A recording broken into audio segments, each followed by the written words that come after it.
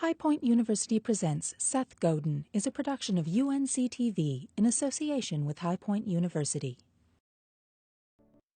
Quality public television is made possible through the financial contributions of viewers like you, who invite you to join them in supporting UNC-TV.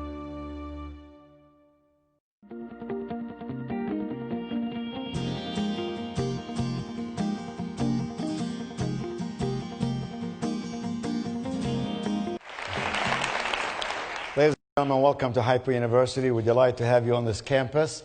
As you know, this institution of higher learning has some 4,000 students who hail from 37 countries and about 47 states, and every one of them is unique, and we're delighted to have them in our family. High Point University is based on really three premises, on three tenets. The first one is holistic education. We believe that our students ought to study inside the classroom, but as equally important, they must study outside the classroom. That learning inside the classroom is the fundamental of what happens inside your brain, but that to prepare yourself for life, you must also be engaged, involved, invested in elements besides the classroom. And we do that in ample supply here. Secondly, it's about experiential learning. The old Chinese proverb says, I hear and I forget, I see and I may remember, I do and I understand. And so we want our students to fully understand that which they learn, and more importantly, acknowledge the understanding in the way that they actualize it in life. They're living in a very complex world, a very competitive world that goes beyond the boundaries of America, and they have to prepare themselves if they're going to get a job, start a business, partner with somebody to be exceptionally prepared, extraordinary in what they do if they are to experience both success and significance. And thirdly, it's about values-based living. That this institution is a God, family, and country school. We shout it from the mountaintop, American flag on every stage. I'm an immigrant to this country, fill out 38 forms, side A and side B, to become one of you. And I want to remind our students every day they live in the greatest country on the face of this earth, bar none, and there is no exception to that rule. And so here we believe in God, family, and country, and we believe in other values like generosity and like fellowship and like learning and like service. And to that end, we frequently bring to this stage and other stages on this campus thought leaders, men and women who have written about significant subjects, men and women who have affected the very fiber of our thought processes, men and women who influence our set of beliefs and therefore engage our mindset in elements that are of value. We've had at High Point University recently Malcolm Gladwell, the author of The Tipping Point, Tom Friedman, the author of The World is Flat, the chairman CEO of Coca-Cola Worldwide. You're getting the idea. Some very celebrated people, dozens of them, who come here to model for our students the very principles that can make for a successful career and a successful life in this world of free enterprise and in the world in which we all live. This afternoon, I'm delighted to introduce to you a person who has written extensively. If you have read his writings, you have been influenced significantly by the way he thinks. He's different. He's innovative. He's got ideas of his own. And so, ladies and gentlemen, help me welcome Mr. Seth Godin. Welcome, Seth. Good to have you here. Nice to have you. Thank you.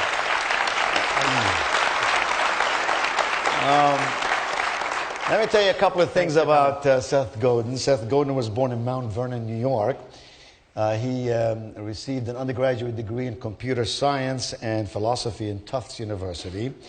He got his MBA at Stanford. He started several companies, including Yoyodyne, which he sold to Yahoo. He was a columnist for Fast Company magazine as well as Harvard Business Review. He's written 14 books or more. 17. 17 books. 17 books. He's good in math, too. And he's founder of Squidoo.com, and he's the most popular business blogger in the world. He speaks everywhere, here and there. He's much in demand. He has two sons, 17 and 19, and lives with his wife, Helene, in New York. Seth, your books have the most interesting titles. I have a few here. But your books have titles like Meatball Sunday, Purple Cow, The Big Moo, Poke the Box, We Are All Weird.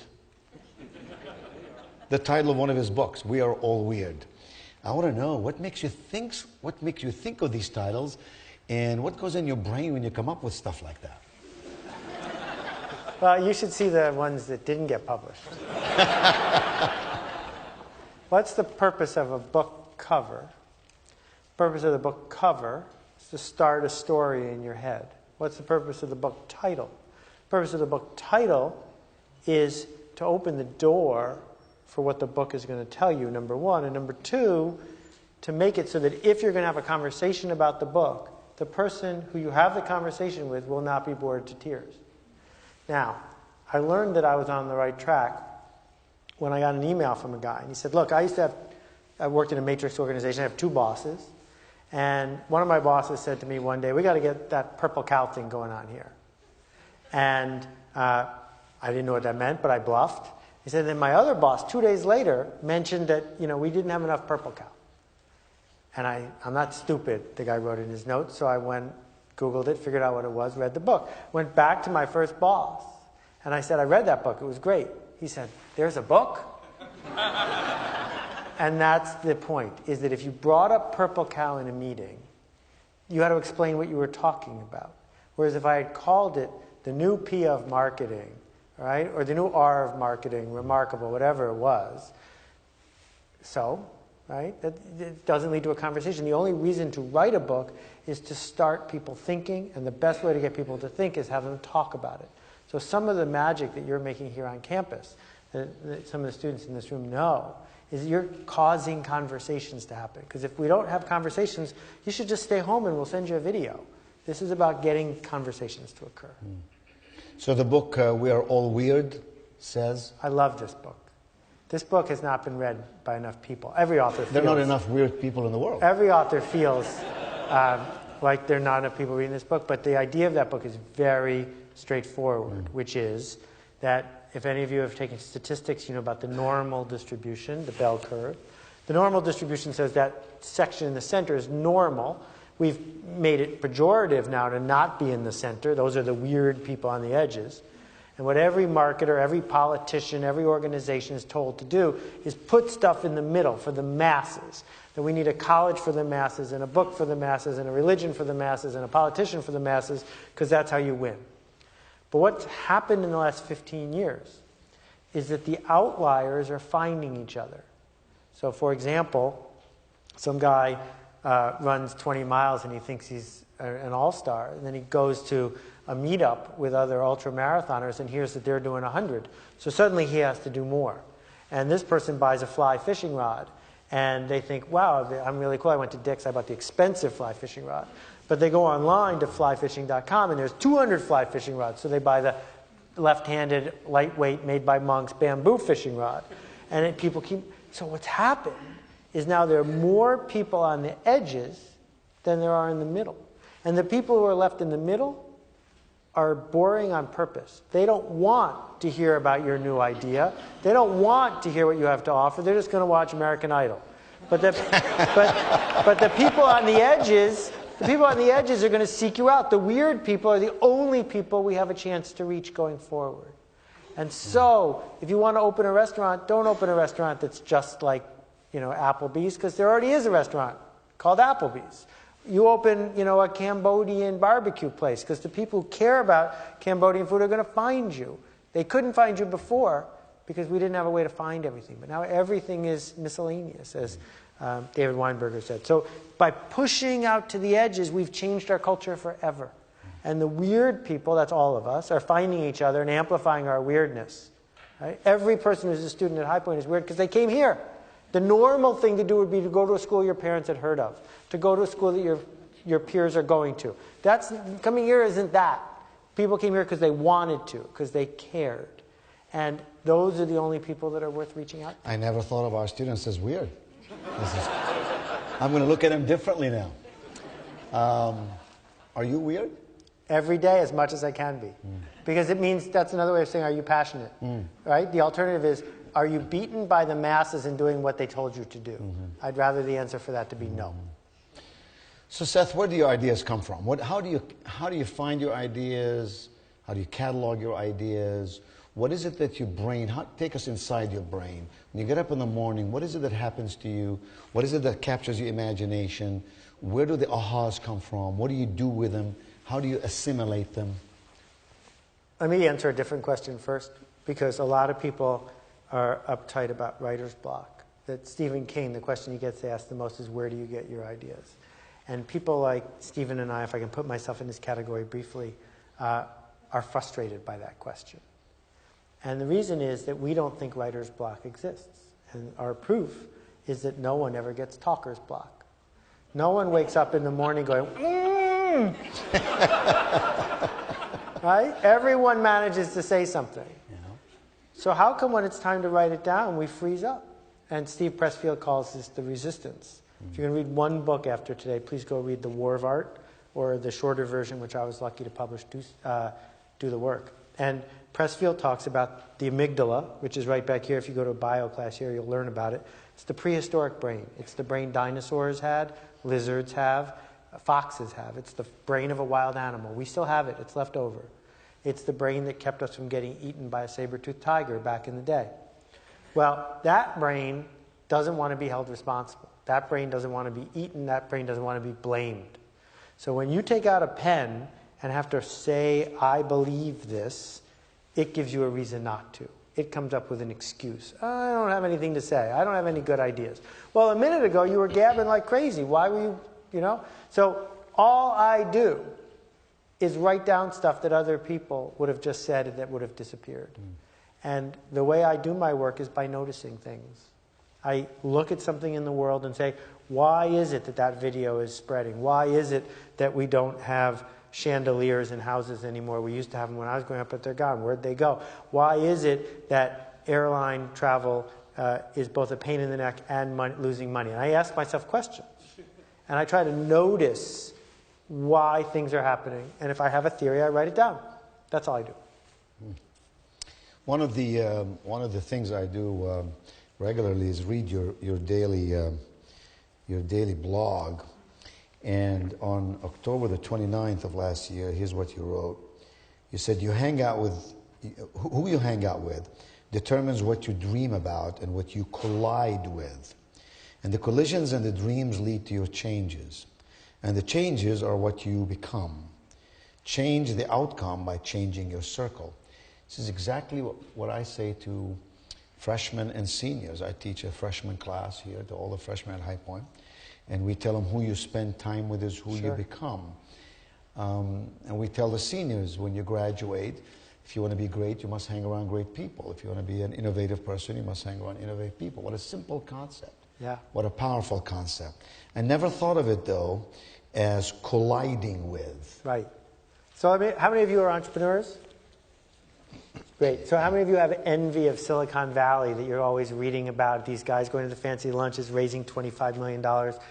I don't think you should, because they're busy colliding with people who have one set of standards. Not, are you doing something that's worthy? Not, are you doing something that is a real business? But can you raise $25 million tomorrow? That's the collisions that they have.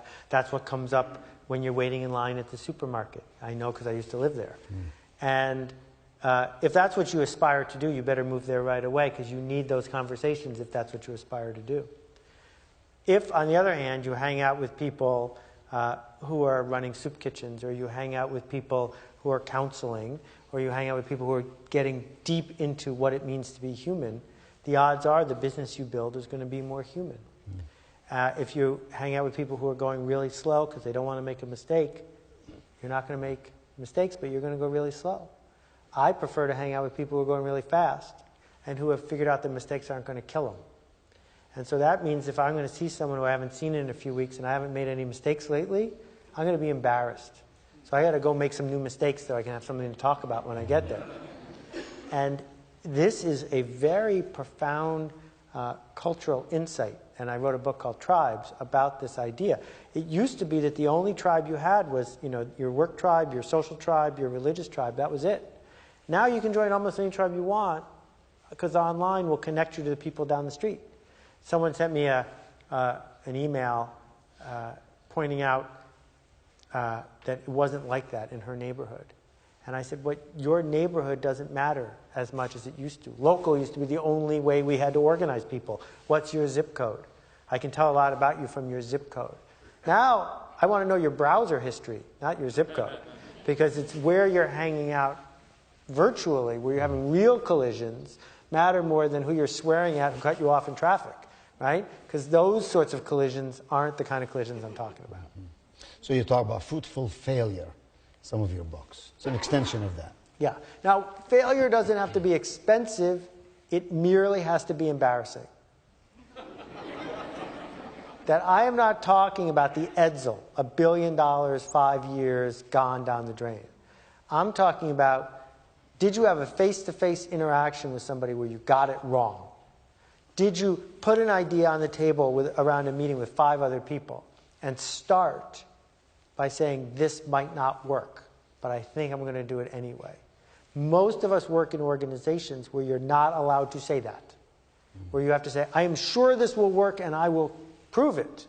Well, if all your organization is doing are things that you are sure are going to work, it means you're doing nothing but boring. So please don't then start parading around that you're doing stuff that's remarkable, because remarkable stuff is always stuff that might not work. And you call the voice in our brain that keeps us from doing that lizard brain? Right. So the amygdala, the Steve Pressfield's resistance, the voice of the lizard. And there's all sorts of ways I can show you this anecdotally, but I can also show it to you in the lab. So imagine caller ID, and you see from the call, it's 10 o'clock Saturday night, that it's the chairman of the board of your company or your boss's boss. What happens? How long does it take for your heartbeat to start racing? Right? Did you have a whole calculation going through all the math, or did it happen instantly? It happens instantly. And we go from this person is calling to I'm in trouble to they figured out I'm truly a fraud to I'm going to be fired. I am never going to get another job because I'm going to be blackballed. I am not going to have enough to eat. I'm going to die.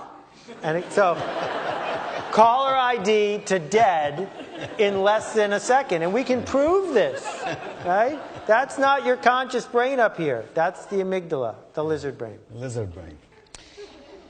All right, I'll remember that. Lizard brain. Do people who have lizard brain, they're weird too? Okay, so... Which is more likely, lizard brain people to be weird or weird people to have lizard brain? The lizard hates being weird. Okay? I want you to think about, I hate to do this, but think about high school. In high school, when the lizard brain is at the peak of its powers, because you've got all these hormones going around, right? Think about it. That's when evolutionarily the lizard brain has its most important job to do. And back in the old days, you know, you're in high school. What's more important? Fitting in, being invisible, wearing the right clothes, not embarrassing yourself, or being weird and being noticed. No, the lizard brain does not want you to be weird and noticed when you're in high school. That what you dream of, the best thing that could happen is to be the homecoming king and queen, which is both fitting in and being honored at the same time. The opposite of weird, right? So what I do with the lizard brain, what all the successful, creative people I know, all of them, and I'm going to put you in that even though we haven't talked about this, Amanda Palmer, Sir Ken, all the people you see on TED, people who make an actual difference in politics, all of them do not fight the lizard brain. They do not say, I am in a life or death battle with the resistance. What they say is, it's my compass. When it freaks out, I'm doing the right thing. When it is telling me to stop, I know I am going in the right direction. But if you've trained yourself from high school on to have that voice be quiet, that's how you become an alcoholic. That's how you get writer's block. That's how you avoid going on a blind date, because it doesn't like any of those things. So it says, soothe me, keep me safe, let's watch more TV. You know, after Seinfeld went off the air, we got rid of the television in my house, and I haven't had it back. And I don't miss it, because that soothes you into being unweird. And instead, if you're colliding enough and listening to that voice and doing the opposite of what it says, you're more likely to do this creative work of weird, which is all that we have room for now. You don't watch Snooki on Jersey Shore? She's weird. Snooki is not weird. She's not. She's a train wreck, right? That if you think about the Jersey Shore, and I can be literate about pop culture because I can watch it in airports and wherever, but the people on the Jersey Shore are self-medicating to soothe the lizard brain. They are coming up with tribal behaviors to soothe the lizard brain. They invent tanning gym and whatever it is because it's better than trying to think of what to do next. But the people who are doing the work that we care about are figuring out what to do next, not following the person who told them what to do next. And the problem with most colleges is they are high school, but with more binge drinking. And high school is a series of tests that prove that you fit in more than everyone else, that you have done what you are told. So anyone who goes to college trying to do more of that, because it's what that got them into college, has failed. That the entire purpose of a good university is to give you a foundation to fail, not a foundation to get an A. And if you graduate from college with straight A's, you have to do some serious soul searching as to why you chose to spend your time doing that.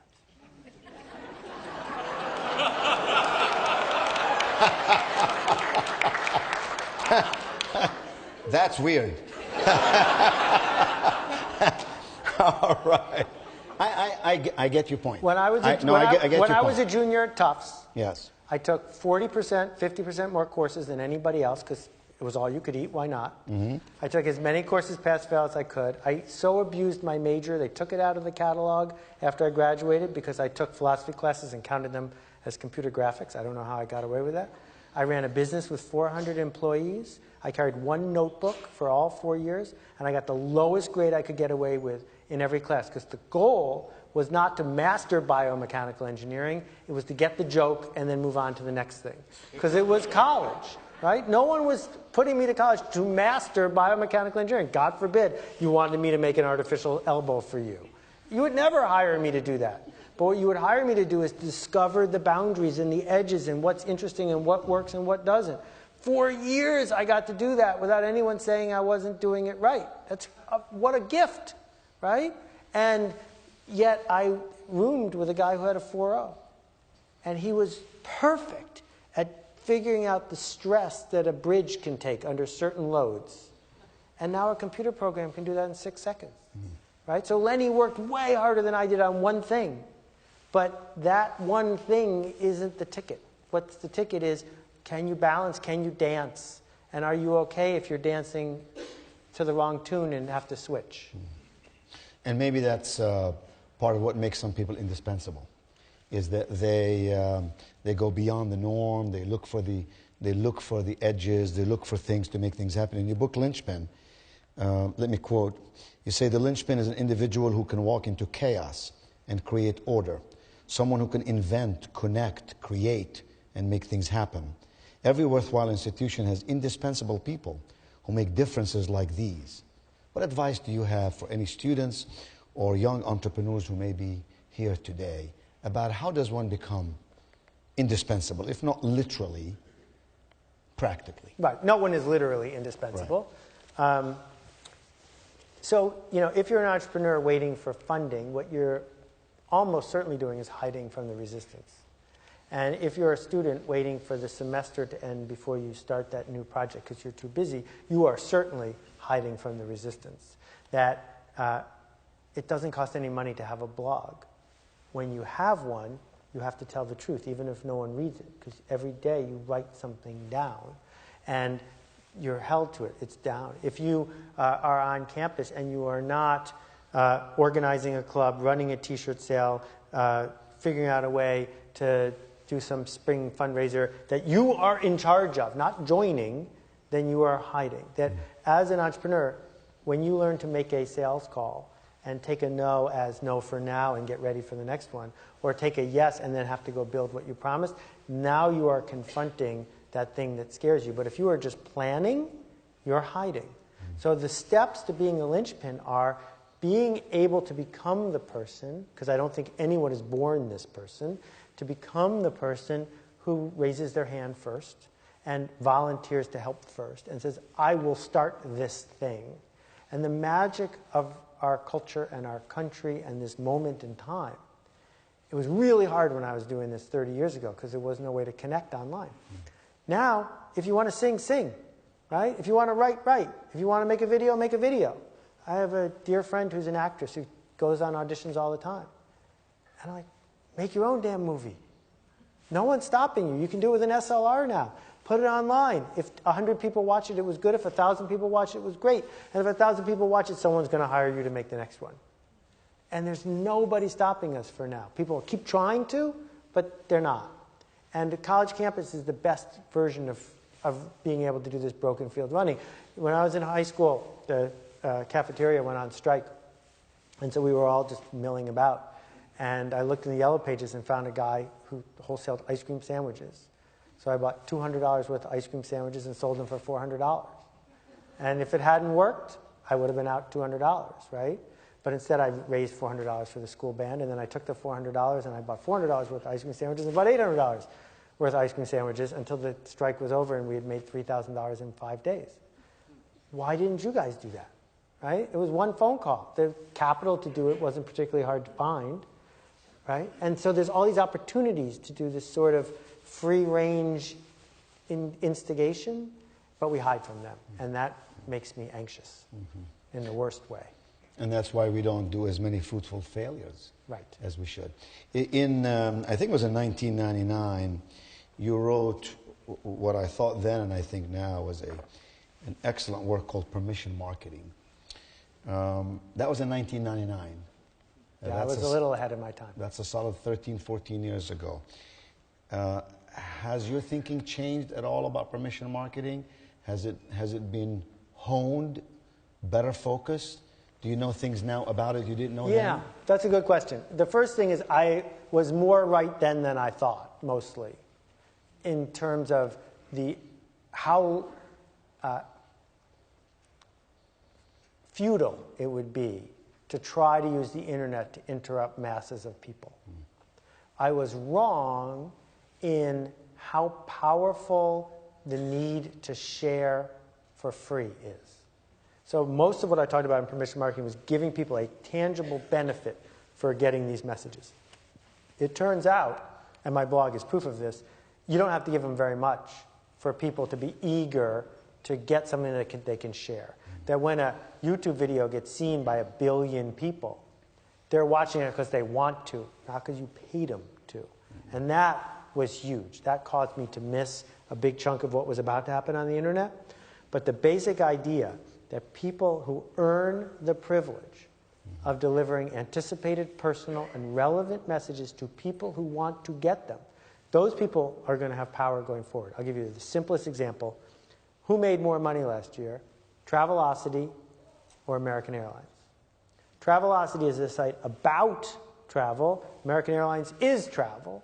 And yet American Airlines lost money and Travelocity made a fortune.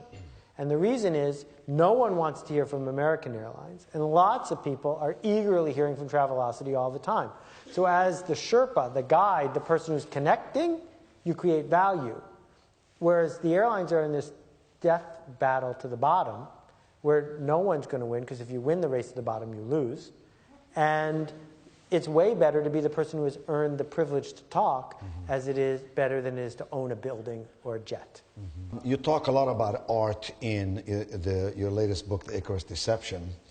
And again, I want to read something here from this book. You say, originality and art in the connected age are not a choice. It's impossible to do the work before us without them. It's impossible to connect without art. What are you talking about? Okay, so let's be really clear. Art is not painting or sculpture or writing a play. Some of those might be art, but lots of times it's merely paint by number. On the other hand, the triage nurse at the Greensboro Hospital who looks you in the eye and does a better job of getting you the right care you need, that's art, because it's not in a manual. And it can't be done the same way every time. And it's human. And it might not work, and it involves a connection. So my definition of art is, yes, Andy Warhol did some things that were art, and other things he was merely copying himself. The ones that he did were art were moments where he was initiating and inventing and creating, and yes, touching other people. So if the painter keeps all her paintings in the attic until after she's dead, she's not an artist, she's a painter. It's not art until there's a collision with the world. Now, part of what makes it art is it's being done in some level for the first time.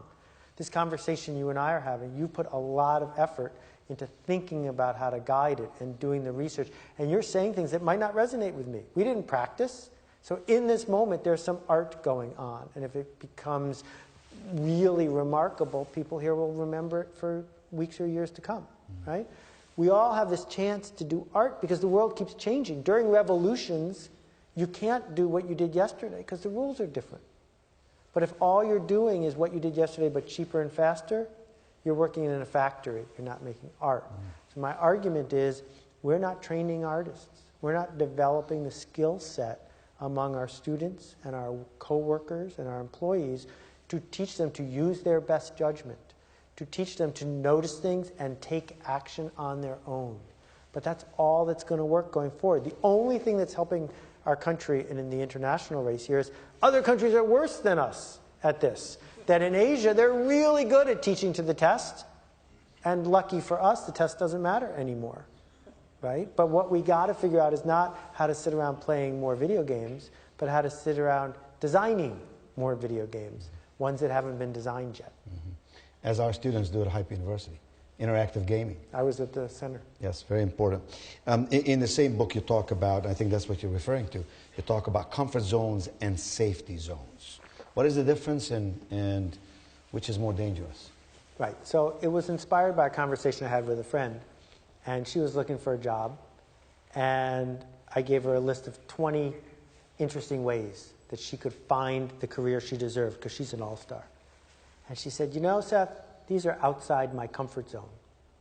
And I thought about that phrase, comfort zone. Well, we have a comfort zone because it's easier than constantly recalibrating what's safe. We look at what's safe in our environment, we draw boundaries, and inside those boundaries you don't have to reconsider, right? So if you're in your house and the doors are locked, you don't have to worry about whether there's a burglar around every corner because you've established the perimeter, if you're a nervous person, and inside it's safe, so you're comfortable. When we stop checking for safe, we just check for comfort. Am I comfortable here? Like right now I'm comfortable on stage because I've done this a whole bunch of times, haven't been shot at once. It's okay, right? I don't have to check for safety because I've learned to be comfortable. We can't shoot you, we need you tonight. There you go. So here's the problem. The problem is when your comfort zone and your safety zone are the same, your strategy is brilliant. But if things change and the safety zone's over here, but you're busy checking to see if you're comfortable, you've made a horrible error. Because this is the place of safety, but you're busy being comfortable. So there are 10,000 people who were working at Ford Motor Company doing what they were told. That was comfortable, it felt safe. And they all lost their job on the same day. Not their fault, because their bosses were idiots, designed bad products, they all lost their jobs on one day. Yeah, except it is their fault because they were listening to their bosses all those years when they should have been standing up and going on strike because the company was making lousy products. Because if they had done that, they would have been moved to a new safety zone, but it would have been out of their comfort zone to go do that. And so I'm saying, think really deeply. Are you stuck where you are stuck because it's safe, or are you stuck where you're stuck because it's comfortable? All right, Seth, I have a bunch of questions. Bring them on. I'll go faster now. How do you stay in shape? You look good. Love the socks. The socks are a whole story. I'll tell those tonight. I am pretty strict about what I eat, so that way I can be creative about what I think. And so I haven't had a whole bunch of foods that are bad for you in 20 years. And I have cross-country skis with wheels on them that I use all the time on the bike path. So if you see me coming, get out of my way. Okay. You don't watch much TV, but what's your favorite TV show? Well, I love The Prisoner from 1964. If I had to watch like 6 hours of TV in a row, it would be The Prisoner or certain original Star Trek episodes. Because you have to think really deeply about what he had in mind. Patrick McGoohan was crazy in the best possible way when he made that show. And I highly recommend it. On airplanes, after I finish and I have an hour before I get home, I will watch the trashiest show on AMC called Suits, because Suits has all these manipulative crises. Every 4 minutes you can count on there being some beat, and I'm a sucker for that. So that's my trashy one. 2 books or 3 books that you love the most? Well, I would need to put a Zig Ziglar book on that list. I'd need to put Tom Peters' Pursuit of Wow on that list.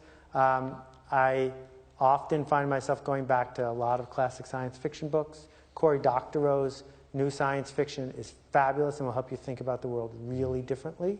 And that's more than 3. Okay. Some pet peeves?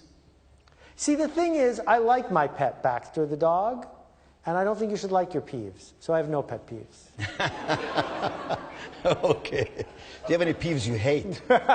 Well, if you go to Google This Is Broken, which is a TED Talk, it's on TED, but I didn't do it at TED, you will see me rant for 18 minutes, unrehearsed. I've never done it before or since. It's really worth watching. That's my peeve list. Okay.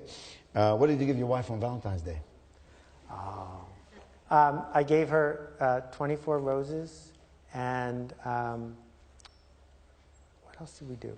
We went out together. Spending time together is the most important part. You saw some of these sculptures we have across campus of men and women, great men and women of history. It's a reminder to our students as they walk back and forth that, that they enjoy the present because of the history we all have and we all cherish. If you could have dinner or lunch with somebody from history, somebody not living, who would that be? My mom. And what would you talk about?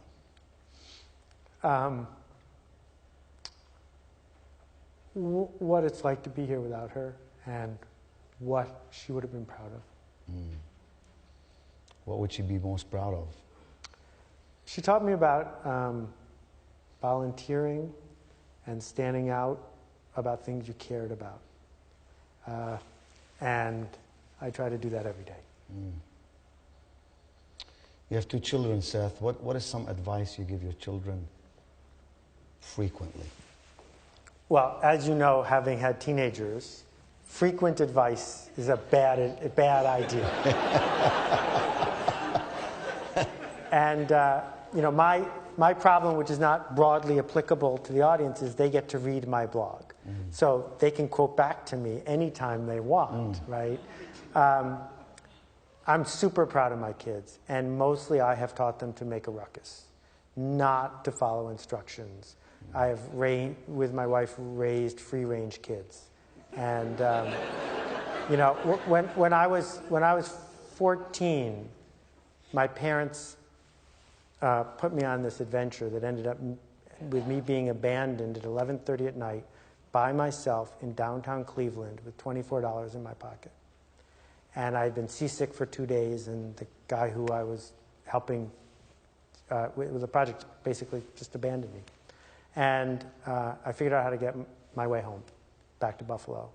And having, you know, been sick to my stomach for 2 days, lost in Cleveland in 1974, downtown, and flying home, got home at 10 a.m. Monday morning. And my mom picked me up at the airport, and she took me to school.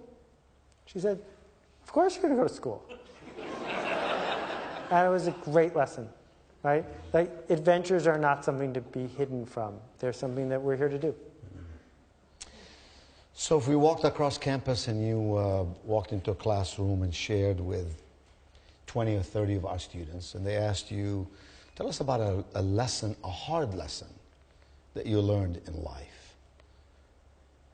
Can you share such a lesson, and what did you extract from it? Well, before I would answer that question, I would talk about spectating. I worry that because of reality TV shows times 10 and other things, we are developing this culture of spectating. So if people want to hear my hard lesson so that they can vicariously experience my hard lesson, I have no desire to share it. That the only purpose for you guys to be here tonight or to go to this institution is for you to go do something. And if you can learn along the way, that's great. But the best lessons aren't my lessons, they're your lessons. That go collect some of your own lessons, because by the time I was sophomore, I had plenty, right? And most of the lessons that I would share are about failure, about not being able to make payroll, about the perils of overpromising, and about believing deep down that it's all going to be okay. Because there were lots of times in this journey, 8 years where I was near bankruptcy, where I wasn't sure it was all going to be okay. And the minute I came to understand that surviving is succeeding on the path that I was trying to go, And I calmed that part of my brain down enough, not all the way, but just enough that I could do the work. My work improved, and once the work improved, the outputs improved, and then it was okay. And so it's, walking around believing the amygdala, believing the lizard and the resistance that you're a fraud and that you're going to get found out and it's all over, doesn't help. That what Brené Brown has so brilliantly spoken and written about, I hope you have her come, is that to make art you have to be vulnerable. You have to be open to what will happen. You can't control. That guy right there, he hasn't liked one thing I've said all night, and I'm not trying to control what he is thinking, because I can't.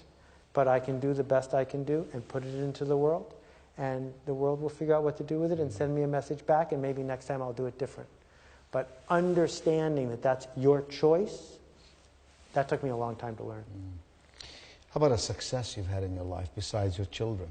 Something you're really proud of. What is that? You've contributed measurably to our world in terms of what you've written, what you've explored, some of the things that you've talked about today that are out on the edges. You're challenging us to get out of not only our box, but out of our zone to explore and find new areas.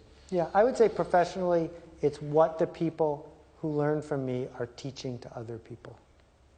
That's something I'm willing to pay attention to in the outside world. And I am pleased that it is the second and third order stuff is going on, because that is why I'm doing it. I don't need people to mention my name next to the word purple cow.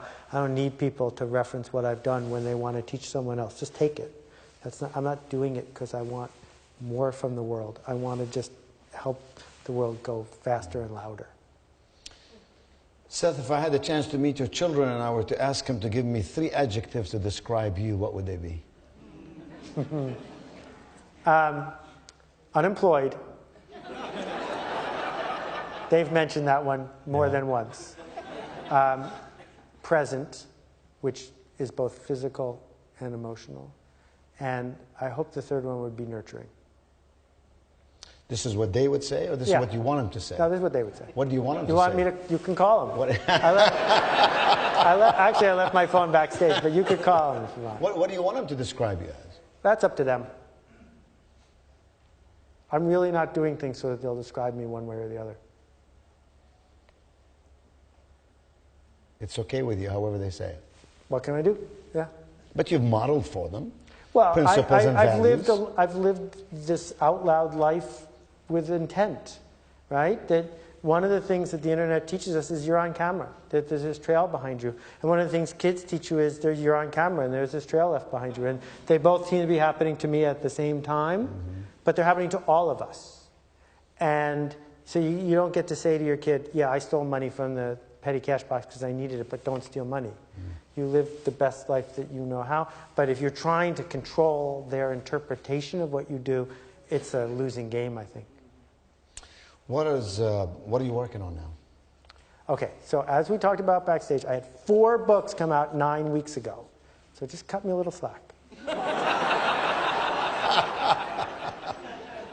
You really are unemployed. Yeah. My favorite book, I've known about Seth's work for a long time. My favorite book is Purple Cow. Not necessarily because it's the most intellectual book or the best research book, although it's good on both counts, but because it bespeaks about something very relevant in the way I think. Well, it's about you, basically.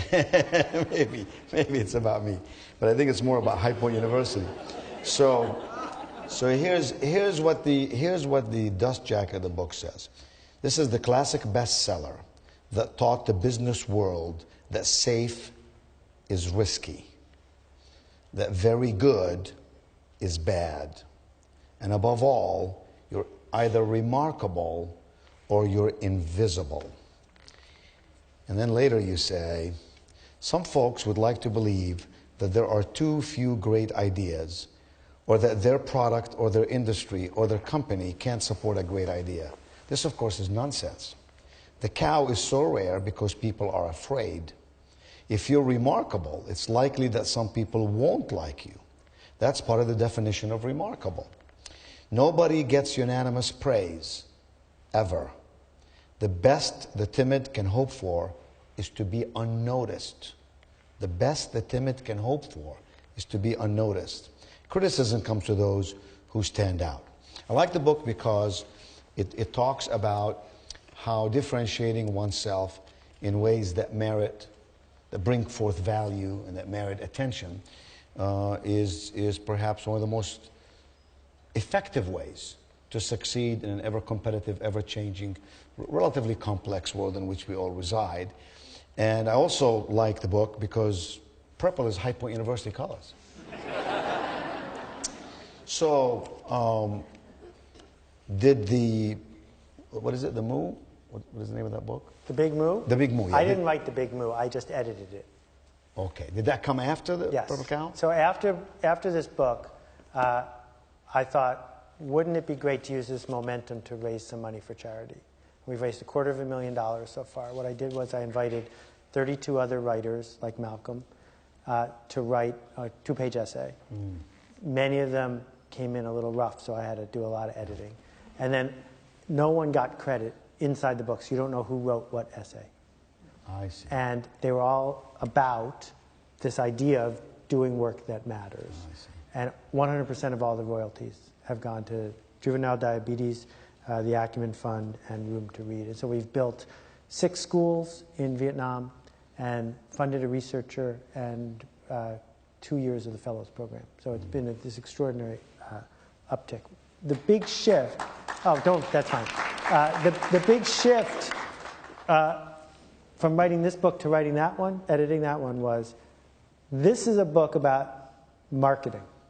How does someone who wants to grow and build probably a business for money win when banal and boring can't work anymore? And what I discovered, and has been my arc ever since, is this isn't just about marketing. That what it means to be a human, except from 1860 to 1998, except for that gap, what it means to be a human is to do work that's remarkable. And that there was this brief interlude where we thought what you were supposed to do is stand in a straight row and do what everyone else did, right? Now we're back. We're back to this idea that your best self, that the part of you that sings, comes out when you're going to do that kind of work that you were reading about. Beautiful, relevant, and very inspiring. On August the 23rd, again, you wrote on your blog, the easiest way to become number one is to redefine your focus and the way you serve your customers sufficiently that you redefine the market. Harley-Davidson isn't number one in the market for motorcycles, but they're certainly number one in the market for the kind of motorcycle that they sell. The other bikes may have 2 wheels, but they're for different customers with different needs. Speak to our students for just a second. What does that mean? What should they extract from that? As they graduate at a time when America has just gone through the most disruptive economic times, the last 65 years of our existence. It is occasionally disappointing. For some people, it's discouraging that you've worked hard, you went through college, you maybe borrowed some money, you expect the world to open its doors, welcome you in, and give you an opportunity to excel, and by your definition, to be weird, to make some amazing things happen. And yet that doesn't always happen. And so to be number one in your own being and in this world sometimes is more demanding and it's more difficult. What is it that you would say to our students as they face this new world and how they deal with it? What that post is arguing for is a category of one. That if you're the only one in the category, you're number one. Right? So the hard part is how to be the only one in your category. So if people, I don't seek out speaking gigs, but if someone says, I need to get a speaker, there's 1,000 people they can choose from who are professionals. Mm-hmm. But if they say, I need Seth Godin to come speak, there's only one person they can hire, right? And so it's a pretty straightforward negotiation.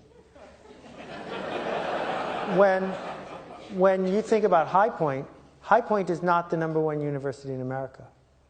It's just the number one university at being High Point. So if you go into the world, head held high saying, you should hire me because I went to the best university in America, you're not going to get anything. But if you can redefine the institution as being the only one that does what it does, if you can redefine what you do as the only person who does what you do, then you win, right? Now, that's the good news. The bad news, you talked about the economic disruption. It's just starting. And people can blame politicians all they want. It has nothing to do with politicians. The industrial age is over. It lasted for 120 years. It is over. That you will not be able to amass the productivity and the wealth and the middle class benefits that we did for so many years going forward, because no one's going to build a factory that makes carpeting for half what it used to cost. No one's going to build an industry in North Carolina that makes furniture that's such high quality that people will pay extra for it in volume, because the race to the bottom and the idea that we can make physical goods or connect services really cheap, that's permanent. So what that means is if you feel like you are entitled to make a very good living doing what someone else tells you to do, you are wrong. Never again will anyone make you a good job offer to do precisely what they say, because there's someone cheaper than you who will do precisely what they say. And the most vivid example I'll give you is there's a drive-through in California at a McDonald's, and you go up to that little microphone and you talk to the person 8 feet away behind the glass. Except you're not talking to him. Your voice is going by TCP/IP over a satellite to South Dakota, because someone gets paid 12 cents less an hour in South Dakota to take your order, type it in, and then it goes to the guy who's 8 feet away from you. Because why wouldn't you do that if you're trying to save 12 cents an hour times hundreds of employees? Well, it works its way up. If you're an insurance adjuster, whatever job it is, if I can write down all the steps, I'm not going to pay you extra anymore. Which means that what used to be a good job, what your parents thought were good jobs, are gone forever. We should just acknowledge that. And they're going to be replaced by either really unfortunate people who are getting paid, quote, less than their worth to do brain-dead work that hasn't been robotized yet, or people who choose to do work without a map, to figure out how to solve interesting problems, to do more than they are told, to be the indispensable one in a category of one. Those people are going to get paid a fortune, because we have a real scarcity of those people. And the magic, if you're 23 years old, or 43 years old, or 63 years old, is you can choose to be that tomorrow. You can't choose to necessarily be it in exactly where you want, at the scale you want, but you can do it a little. And once you do it a little, you can do it more and more and more. And that is what we are left with, and I think it's great. I do too. And I also think that that universities and colleges across America have a responsibility, that while at the same time we have to acknowledge what's happening in the world, we have to also understand that God breathed in our nostrils and gave us life, that every individual who entered the hallways of this university can, through intentional congruence, can make something of their life. And that's why here we say we're in the business of planting seeds of greatness, not only in the minds, but in the souls and the hearts and the spirits of our students. I believe with every fiber of my body, because I'm a product of this thinking and this learning, that every individual can make something of their life, that students can survive and thrive in an ever-changing, ever-demanding world, that they can be a category of one, as as our friend Calloway talks, and that we can make something of our life in spite of the difficulties, the competition, the resistance, the headwind. Actually, because of. And because of. Because if everyone could do it easily, it wouldn't be scarce. Absolutely. It's our friend that people are paralyzed, because that makes it even easier for you to make a ruckus. Like, I got to tell you, I have a lot of output, but I'm not sitting there for 18 hours a day banging my head against the wall. I can write this stuff because other people who could write it are choosing not to. And the same thing is true with the software companies I've started, and the same thing is true with so many things that we see in the world, is that, you know, you've had great success in business, but you're the first person, I think, to admit that you're not a business genius and no one else could have done it. You just saw something and you did it. That sounds easy. It's really hard. By your definition, I'm not a genius. I'm weird. Nicest thing I could say to you. It's nice to have all of you here on the campus of High Point University. Seth, it's always wonderful to see you and to have you on our campus. And we hope that you'll come back often. We hope that you will continue to write good material that can encourage all of us, inspire us, and educate us along the path of life. Ladies and gentlemen, Mr. Seth Godin. Thank you very much. Thank you, Nita. Great job. Thank you very much.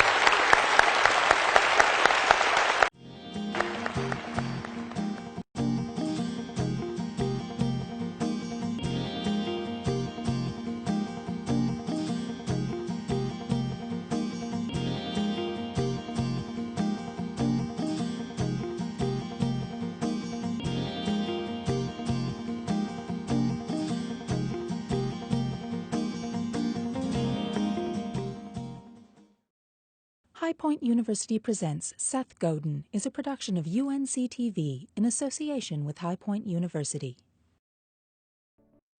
Quality public television is made possible through the financial contributions of viewers like you, who invite you to join them in supporting UNC TV.